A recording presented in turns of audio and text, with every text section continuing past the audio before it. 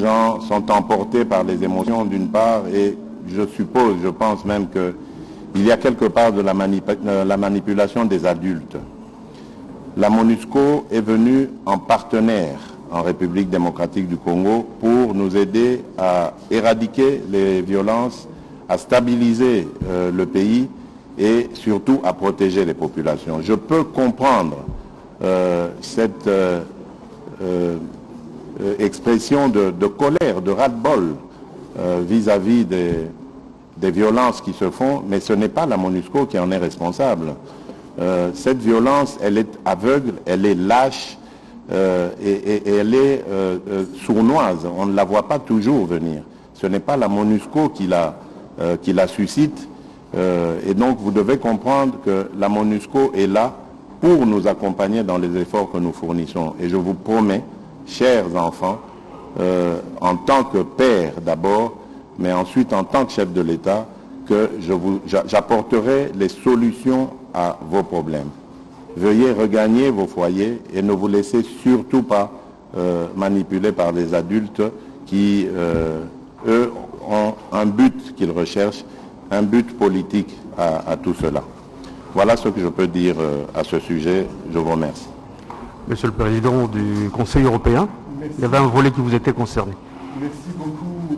Monsieur le Président, je souhaiterais commencer par vous remercier de votre hospitalité, de la qualité, de l'intensité des échanges que nous avons eus. C'est l'occasion pour moi, au travers de cette visite aujourd'hui à Kinshasa, de dire le soutien que nous voulons apporter aux institutions, à votre engagement pour relever les défis auxquels collectivement vous êtes confrontés. Nous avons eu l'occasion, en effet, d'adresser cette importante question de la sécurité, notamment la sécurité à l'Est. Ce n'est pas la première fois que nous échangeons sur le sujet et je veux dire l'engagement de l'Union européenne et des États membres européens en parfaite coopération, en parfait dialogue avec les autorités de la RDC pour voir de quelle manière on peut apporter de différentes manières une capacité de faire avancer la sécurité, la stabilité, faire reculer les violences sous toutes les formes. Nous sommes exactement dans la même démarche, celle qui a été exprimée par le Président. Ça suppose aussi de coopérer avec les institutions internationales, notamment les Nations Unies et notamment la MONUSCO. Et certainement, les États européens sont prêts aussi à soutenir toutes les démarches qui visent à faire en sorte qu'il y ait des résultats qui puissent être engrangés pour faire reculer la violence et faire en sorte qu'il y ait davantage de sécurité et davantage de stabilité. Deuxième question. Bonjour, c'est Billy Van Lutumba de Radio Okapi. Monsieur le Président du Conseil européen, vous avez dit que vous avez discuté par rapport aux défis. Le plus grand défi en RDC, c'est l'enseignement. Ma question va aussi s'adresser à Monsieur le Président de la République. Dans les discussions que vous avez eues avec le chef de l'État, il se pose le problème de la gratuité de l'enseignement, de l'effectivité de la gratuité de l'enseignement, qui a des soucis pour se mettre en pratique ici en RDC. Dans ces échanges-là, est-ce que vous avez un appui substantiel à apporter au gouvernement de la République du Congo? Et Monsieur le Président, est-ce que après l'investiture du gouvernement, vous avez eu quand même beaucoup de défis par rapport à ce qui concerne la gratuité de l'enseignement et les enseignants se plaignent par rapport à cette gratuité. Avec l'avènement du gouvernement Sama Lukonde, quel est le souffle nouveau que vous allez apporter pour que cette gratuité soit effective?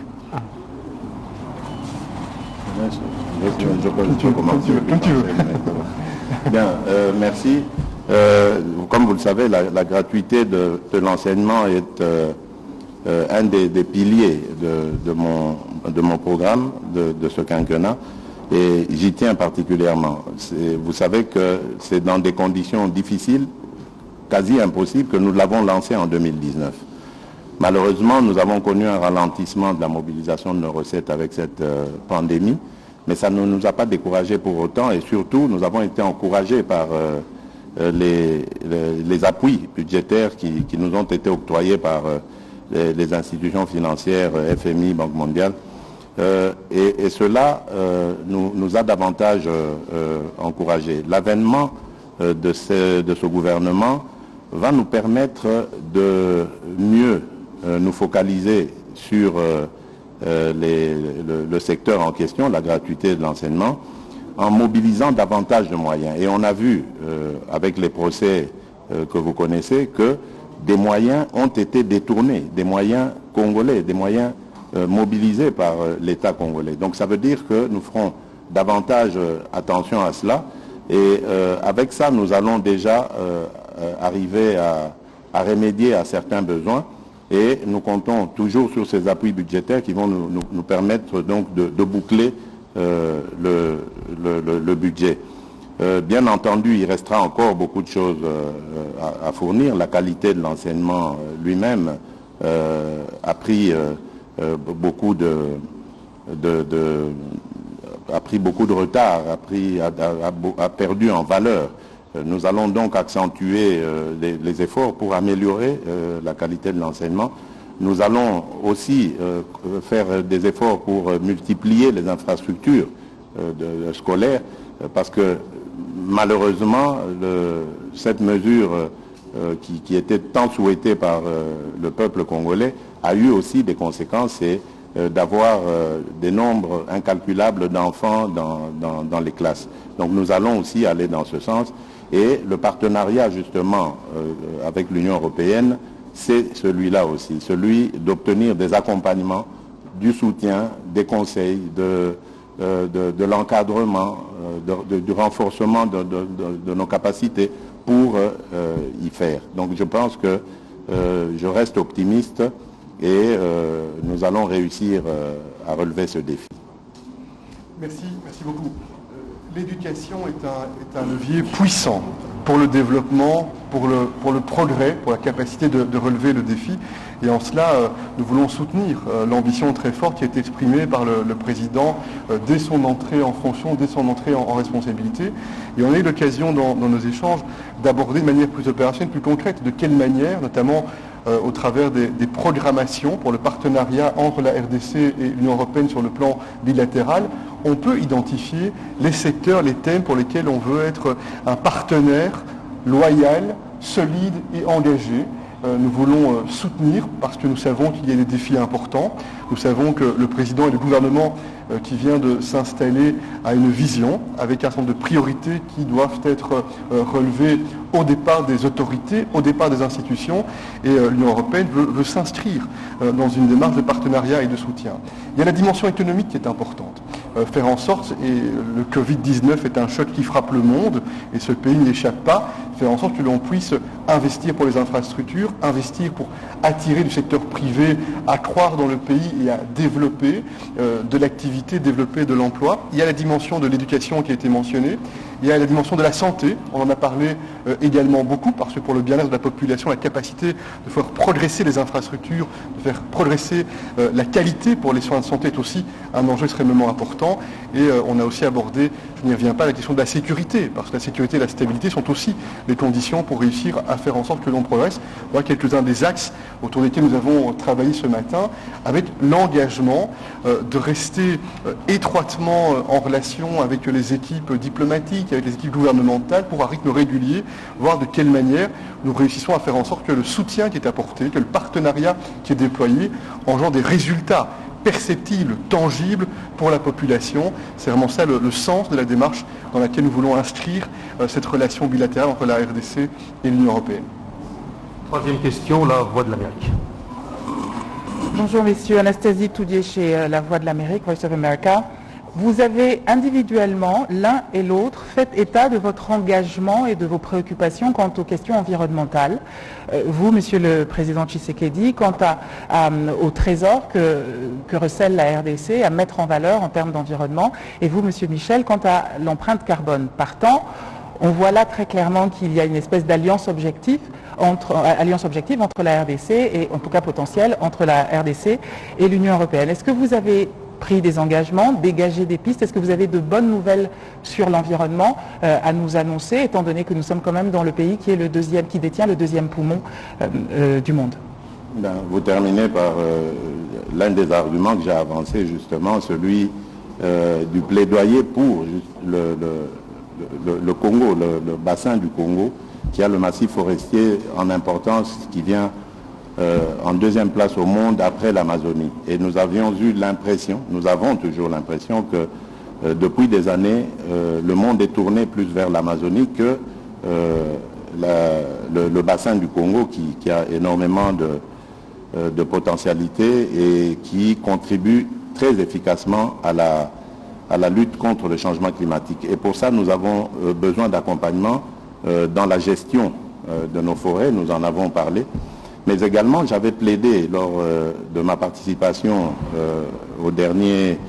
à la conférence, au sommet sur le changement climatique qui avait été organisé par le président Joe Biden des États-Unis pour l'augmentation de la taxe carbone, parce que nous estimons que cela va avoir des conséquences positives sur ce que nous fournissons comme effort dans ce domaine. Et donc de ce côté-là, soyez tranquilles, j'ai trouvé des oreilles attentives et surtout des défenseurs de cette cause qui est la mienne, celle de faire comprendre au monde que le bassin du Congo regorge du deuxième poumon du monde en importance. Donc nous avons vraiment besoin d'un accompagnement pour lutter contre cette déforestation, pour davantage développer la biodiversité qui va contribuer justement à maintenir le climat. Depuis plusieurs années, l'Union européenne est très mobilisée sur la question du climat, sur la question de l'environnement, sur la question de la biodiversité. Ainsi, l'Union européenne, il y a quelque temps, a pris un engagement extrêmement ambitieux, celui de faire de l'Union européenne le premier continent neutre sur le plan climat. Et dans ce cadre-là, dans le sommet auquel nous avons participé ensemble, organisé par Joe Biden, j'ai eu l'occasion d'insister sur l'importance de la perspective internationale du prix du carbone. Et dans ce cadre-là, naturellement, nous mesurons parfaitement le partenariat qui doit pouvoir se développer de façon très opérationnelle et concrète entre la RDC et l'Union européenne, en lien avec ses ressources naturelles, en lien avec ses ressources forestières, en lien avec la gestion durable. Nous voyons bien toutes les difficultés, toutes les contraintes, mais aussi la volonté de s'impliquer. Je disais au président que pendant longtemps, les symboles en termes d'image de cette bataille pour le climat étaient liés à l'Arctique, étaient liés à la banquise. Et c'est effectivement un symbole et une image importante qui nous frappe et qui doit nous mobiliser. On doit considérer que les forêts, et y compris ce bassin du Congo, est aussi un des éléments pour lesquels on doit être mobilisé pour faire avancer cette cause vitale pour l'humanité, faire reculer cette menace climatique, garantir la biodiversité et le faire dans le dialogue, dans le respect de chacun, Et dans ce cadre-là aussi, c'est un des points qui a été identifié afin qu'il y ait ce carnet de route, cette feuille de route commune qui va nous permettre maintenant, au départ des impulsions qui sont données aujourd'hui, de tenter d'engranger des résultats, de faire des pas en avant dans la bonne direction. Quatrième et dernière question, Radio. Bonjour, Christian Lusakwe, Top Congo FM. Alors, première double question. La MONUSCO, c'est la mission de l'ONU pour la stabilisation du Congo. Elle a changé de mandat quand la situation s'est améliorée. On a donc mis de côté les missions avec un mandat plus fort, comme ce fut le cas avec l'appui de l'Union européenne de Artemis. Est-ce qu'avec la situation actuelle en Ituri, mais aussi à l'Est, on peut penser à une deuxième mission avec un mandat plus sur les groupes armés? Toujours pour rester à l'est de la République démocratique du Congo, le ministère de l'intégration régionale avait pour mission, avec les pays voisins, de faire en sorte que la coopération, le business laisse le pas au commerce illicite du diamant, des minerais, qui semble être la cause principale de la recrudescence de cette violence. Le prix Nobel de la paix, le docteur Mukwege, avec la députée européenne Maria Arena, a lancé une initiative pour la certification de ces minerais. Est-ce que l'Union européenne ne voit pas là la possibilité de contrôler ce flux de capitaux, de minerais? Est-ce que, en ne s'exprimant pas clairement sur ce sujet, elle ne laisse pas libre voie aux seigneurs de guerre? Merci. Merci beaucoup pour cette question, parce qu'elle va me permettre de donner un message que j'espère très fort sur le sujet. L'Union européenne, les États membres, on est très mobilisés pour engager davantage de responsabilité et davantage de traçabilité. Parce que l'on voit bien les chaînes commerciales, les chaînes d'exploitation, avec un certain nombre de conséquences qui sont désastreuses en termes de sécurité, en termes de tragédie, en termes de négation des droits humains fondamentaux. Et c'est là pour laquelle je voudrais attirer l'attention sur une décision qui a été prise et qui est entrée en vigueur en début de cette année, en janvier. C'est un règlement qui vise à garantir pour les opérateurs européens la traçabilité et la responsabilité. Et on a évoqué ce thème, notamment avec le président, le Premier ministre, parce que je pense que cette décision qui est prise sur le plan européen va soutenir les efforts qui sont menés par les autorités pour qu'il y ait davantage de transparence, davantage de traçabilité, ramener de la sécurité et de la stabilité par ce biais-là. La question maintenant sécuritaire, la MONUSCO ou d'autres missions de dimension plutôt européenne, quelques éléments par rapport à cela. D'abord, dans le cadre des Nations Unies, y compris au Conseil de sécurité des Nations Unies, où plusieurs États européens sont membres de ce Conseil de sécurité, il est certain qu'il y a régulièrement des évaluations, des discussions sur les différents mandats en lien avec les missions des Nations Unies. C'est le cas très certainement aussi pour la MONUSCO et l'Union européenne, les États membres. On est prêt à être engagés avec nos partenaires internationaux et bien entendu avec les autorités de la RDC sur ce sujet-là. Sur le plan européen, sans parler nécessairement de la comparaison avec Artemis, il y a une capacité et une volonté aussi dans le dialogue qui a été entrepris depuis quelques temps maintenant avec le président, de regarder comment on peut mobiliser du support, par exemple en termes du renforcement des capacités, en termes de soutien pour faire les réformes de sécurité nécessaires, en termes de formation également, pour avoir cette capacité de jouer un rôle positif, stabilisateur, mais chaque fois en lien avec les priorités de la RDC, avec la priorité qui doit être exprimée par le président, par les autorités. C'est dans ce cadre-là que nous voulons chaque fois vérifier comment on peut mobiliser nos expertises européennes, nos forces européennes, nos atouts européens au service de cet objectif commun qui est la sécurité et la stabilité. Et puis, on salue aussi les efforts qui ont été faits sur le plan des relations avec les voisins pour prendre en considération cette dimension régionale et ce dialogue qui est engagé pour traiter aussi dans une perspective régionale un certain nombre de situations qui, nous le mesurons bien, suppose que chaque fois que l'on améliore les coopérations en matière économique, en matière politique, on contribue aussi sur le long terme à amener plus de stabilité.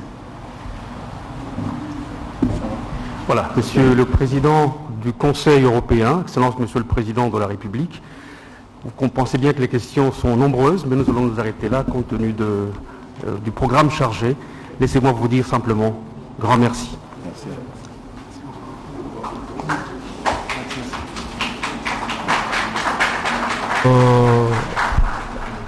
Les interventions du président de la République, Félix-Antoine Tshisekedi Tshilombo, président de l'Union africaine, et de M. Charles Michel, le président du Conseil européen, intervention relative aux préoccupations de la presse ici présente au Palais de la Nation. Et je retiens une chose du président de la République, un message fort adressé à la population de Béni, la population de l'Ituri, la population du sud et du nord Kivu.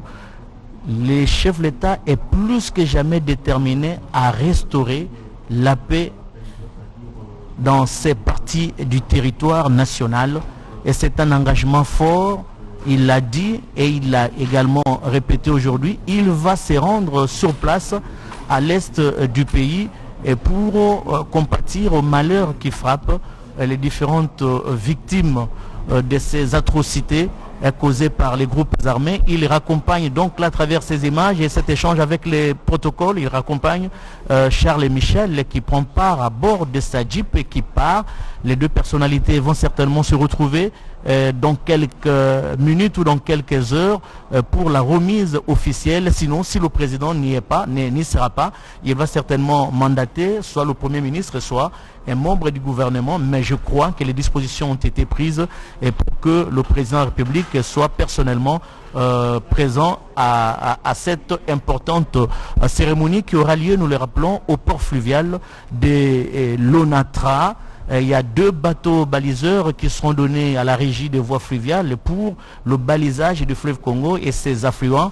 Voilà Charles Michel qui quitte donc là le palais de la Nation qui va se rendre certainement dans son hôtel ou à la délégation de la Commission de l'Union européenne ici à Kinshasa, mais je vous rappelle que tout à l'heure, les deux personnalités vont se retrouver pour la cérémonie de tout à l'heure et la RTNC a pris toutes les dispositions possibles pour la retransmission de cette cérémonie. Je disais tout à l'heure, en rapport avec l'insécurité dans la partie est du pays, le président de la République, Félix-Antoine Tshisekedi Tshilombo, est plus que jamais déterminé à mettre fin à cette aventure qui a trop duré, et les nouvelles en notre possession font état l'arrivée sur place des soldats congolais, des militaires qui sont allés renforcer les unités qui sont déjà sur place, et c'était une lueur d'espoir de la part de la population de Beni et la population de Goma, la population de Bunia.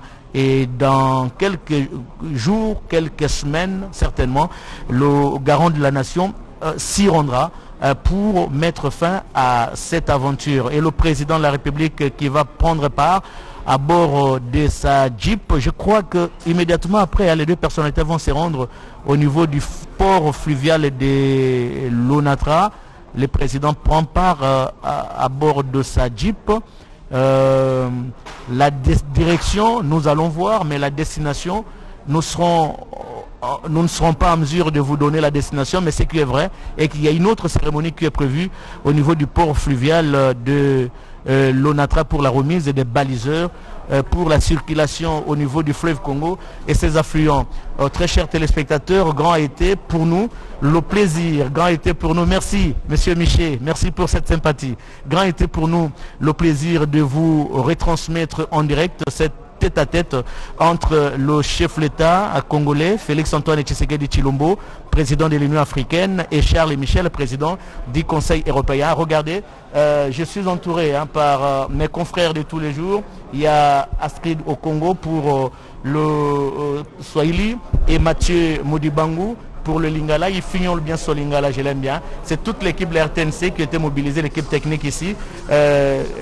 Avec la réalisation de John Bidoya, toute l'équipe technique, je ne saurais citer le nom de tout le monde. J'ai dit bonjour et merci, et surtout au directeur général de la RTNC, Ernest Kabila. Merci également au ministre de l'Information, Patrick Mouyaya, qui vient d'arriver et qui a trouvé un secteur avec beaucoup de problèmes. J'espère qu'il a la capacité de les résoudre parce que les compétences, il y en a. Il suffit d'une simple volonté politique pour que les choses changent. Grand merci à toutes les stations provinciales qui nous ont pris en relais et télévisions partenaires qui nous ont pris en relais. Merci à l'équipe technique qui est sur place à la RTNC Lingala. Merci. Nous allons remettre l'antenne momentanément à la RTNC Lingala pour chercher Edith Tchala afin de couvrir la cérémonie de tout à l'heure de remise des 2 baliseurs à la République démocratique du Congo. Merci et au revoir.